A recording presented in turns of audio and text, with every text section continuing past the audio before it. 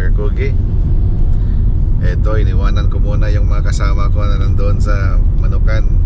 Habang nagtatrabaho sila guys, ay ano tayo tinawagan tayo ni Boss Nicole Estinso. Pinapapunta niya tayo guys, pinapapunta niya tayo sa kanyang Manukan. So puntahan natin. Kasi basta mga kaibigan, ganyan man talaga yan. Talagang magsuportahan ba. So punta kami doon guys, may inimbita niya kami. Tapos ang sinama ko lang si Marbit Bintot. Hello guys. Yun. Kasi kanina guys, nag-exam pa yan. Exam report reporting. Reporting siya kanina guys sa school niya. Tapos online naman siya. Online lang. Online lang. Tapos yan, dinala ko yung ibang mga kasamahan natin ng mga bulastog doon. Inaayos yung range area natin. Yun. So going to ano kami guys, Sugod. Puntang Sugod kami kay Boss Nicole Estinso. Yan. Oh nana Kakugi TV. Tara na mag-farm visit tayo. Pasyalan ng mga backyard farms at sabonghero.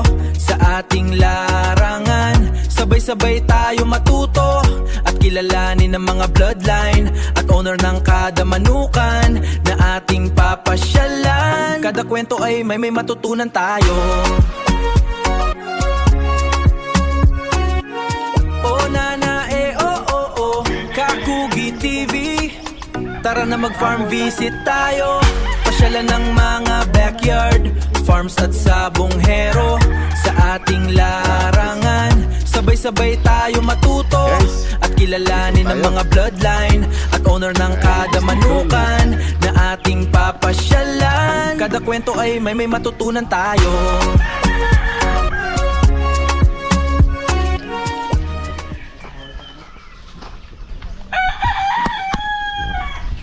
Boss Nicole, good morning. Morning. Yeah guys, sorry.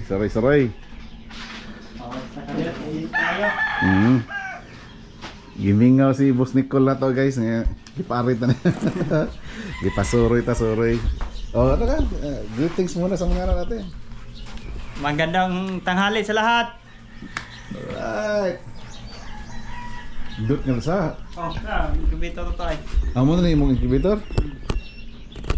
Magkano bilhin mo nito, boss? 25K. Ang capacity? Ang capacity yan 200 ka pen. 200 plus. Okay, kayo Ko na, nung pito ka adlaw, nanay, sinto na ka itlog. Pito kadlaw?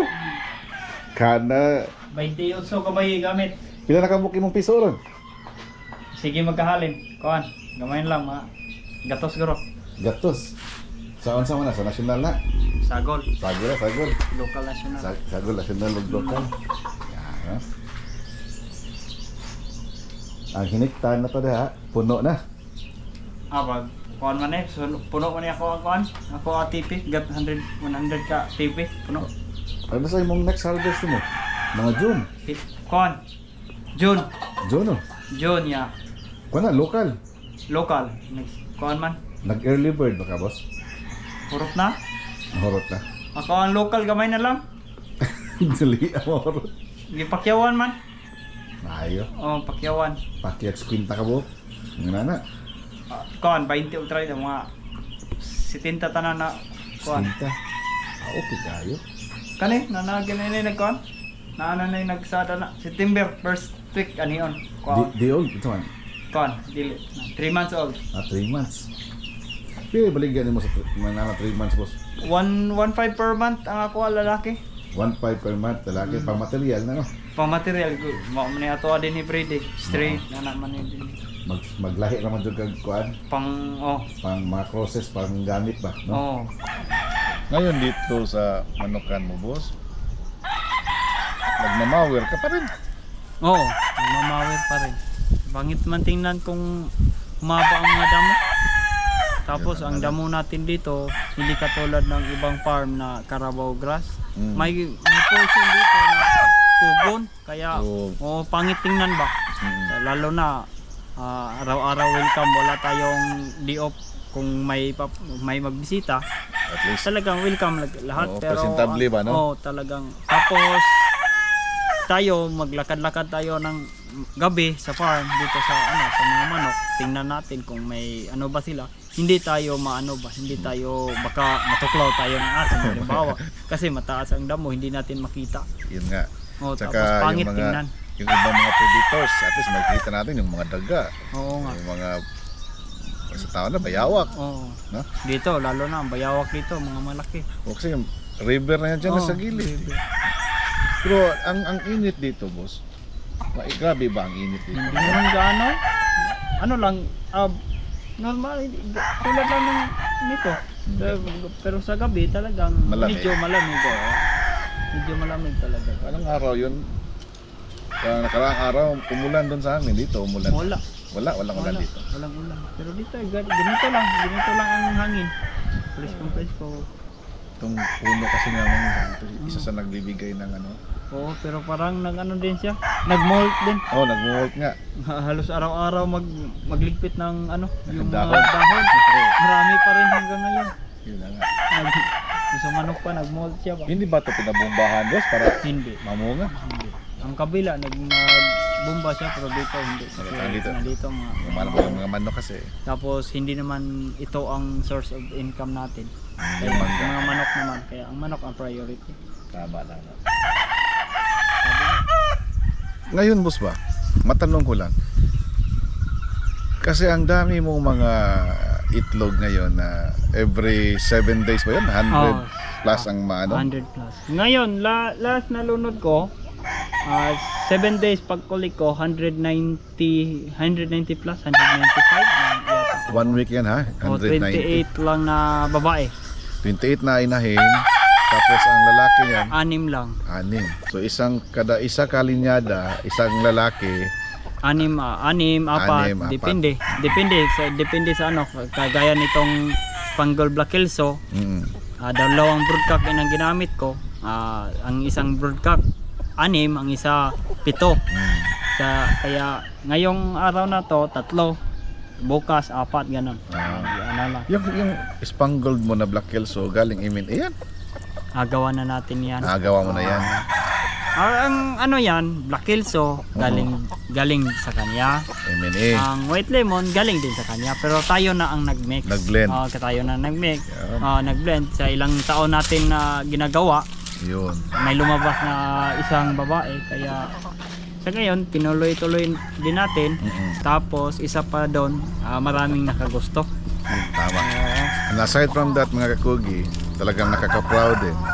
Halos lahat ng mga buyers ni Boss Nicole bumabalik every year. Every year. Every year. Talagang yung iba nga mga kakugi, talagang kahit malayo to sa city Oo. talagang sinasadyang puntahan dito. Siguro mga more or less mga 1.5 to 2 hours drive. Kung walang traffic. Oo. Pero kung mag-traffic, mga Oo. 3 hours to 4 hours. Ayun, kanina nag-traffic konti sa may Mandawi papuntang Liloan. Oo. So at least tayo na delayed konti. Oo, yun naman. Pero maraming pumupunta dito. Maraming mga buyers natin galing doon sa Cebu City, galing doon sa North din. Oo, sa South meron din. Sa lahat ng mga nag-inquire mga kogi, nagtatanong regarding how to contact Boss Nicole, yung mga hindi ko na-replyan, tsaka yung late ko na na-replyan, mas maganda siguro kayo na lang mag-contact direkta kay Boss Nicole. Oo. Kasi pag may time siya talaga mga kogi, hindi siya busy, nagre-reply man siya. So, Pagsikapan nating makareply. direkta lang kayo inquiry. No? So ito yung pala guys, yung Facebook account ni Boss Nicole. At saka yung phone number, Phone number mo, boss? 0963-6920-510. Yan. Kasi minsan hindi ako naka-online. May pumunta dito, hindi siya walang tao dito. May tao pero wala ako. So hindi alam kung Hindi anong niya, saan mga for sale. Oo. Kaya Umuwi na, sa no? ulitin ko, sa pag-ulit ko sa dapat kung pupunta kayo dito, welcome kayo everyday. Pero dapat day before pumunta kayo dito, mag-ano muna kayo, mag-appointment. Oh, kasi guys dito kasi guys pag may mga naka-schedule si Boss Nicole, hindi man malapit sa farm niya, for example sa Bugo, Oo. sa Galiera, Oo. ang layo nun, 2 hours drive. 2 hours. Kaya Hindi madali para kay Boss Nicole. tapos wala tayong ibang tao dito. May tao tayong maiwan pero hindi nila alam kung anong mga manok ang ibebenta, magkano yan, o kung alam nila ang magkano yan ang ibebenta, pero iba talaga ako mismo ang nandito sa farm. Correct. Baka may previous pa ganon. Oo. Not unless nag-abiso na, nag-abiso. tapos i-separate mo na lang yung manok, Oo. tapos pagdating ng magpipick up, kaya ng tauhan na iiwanan mo dito, di ba? Oo. Pero pag mamili ka pa, tapos magtawaran pa, Oo. hindi kaya ng... Hindi yan pwede kasi So sayang ang oras. sayang oras. Lalo na pag wala ako dito, hindi sila surprise visit kumbaga. No. Kung gusto nila surprise visit, walang problema. Ang farm welcome. Oo, anytime welcome tayo dito. Talagang Pero welcome kasi wala mang sarado yung gate. may gate pero hindi naka-close. Hindi naka-close yung gate. Pero ingat-ingat din kasi baka buhian ng iro ba. May aso na may dala na batuta. Oh. Isang kagat lang ng aso mo, tanggal yung bagtak. Wala man dito lang, basta ang mag-appointment lang kung pwede lang. Yun talaga ang ko talagang. Tsaka yun naman talaga nararapat mga kakugi. As gentleman or maginoo na tao, as a professional ba, kahit wala tayong wala tayong degree, pero let's act professionally ba.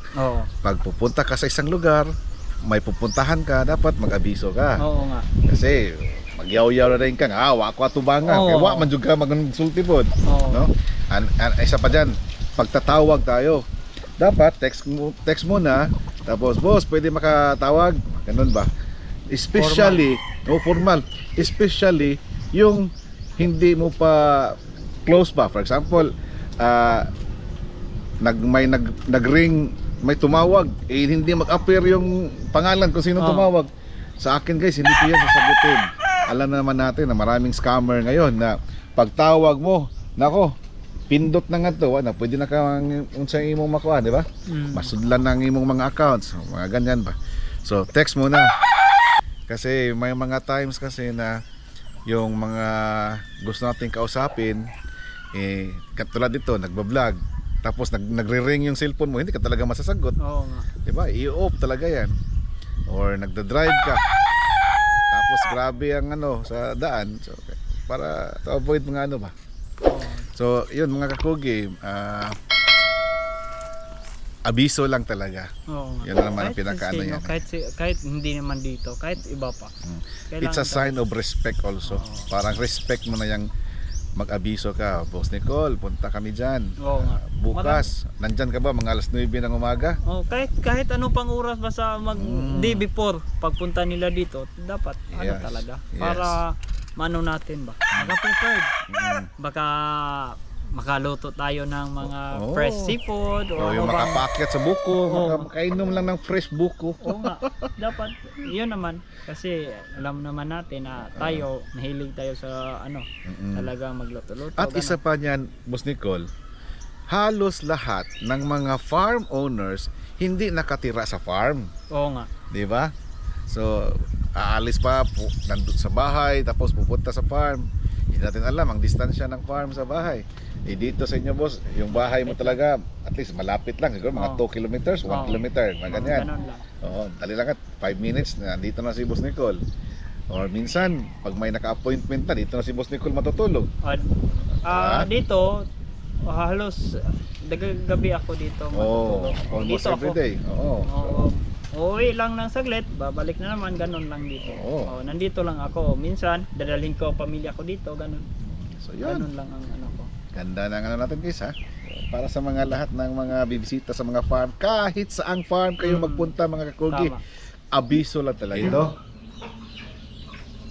May pasalo. Early pamasko ni Boss Nicole mga kakugi. John Bishop Kelso pang material, pang breeding material. More or less mga 4 months ang edad. Yan. Broodstag at isang BB Pullet. Black Kelso. Yun mga kakugi. Salamat Santa Claus. Ito lang Santa Claus na hindi mataba. Boss Nicole. Pero sa mga lahat ng magtatanong kung magkano presyohan to guys, ganito ang mga 4 to 5 months nasa mga presyo boss? 6,000. 6K pang material guys ha. Tapos yung mga BB Pullet, mga 3 months to 5 months, tilap boss. 3 months to 4 months, so 3K. 3K. Yan. So, boss, thank you kay boss. Ulit na ni. Okay po. Na namin midala, ulit na ni. So yun guys, mga kakugi. Balik na muna kami doon sa Compostela. Kasi may nagtrabaho pa doon, mabalikan pa namin guys. Tingnan natin kung ano na yung development doon sa ating munting backyard. So salamat sa panonood niyo mga kakugi. Hindi pa tayo tapos. Guys, mga kakugi, ito may bisita si Boss Nicole from Naga City, Cebu. Si Boss Boy Oano. Okay. Mga Kasya. kuan, kakugi viewers. Kanang naa meron dire sa farm ni Boss Nicole Estenso. So plano na mo nga magkuha sa mi og kanang gitawag og white lemon. Yes.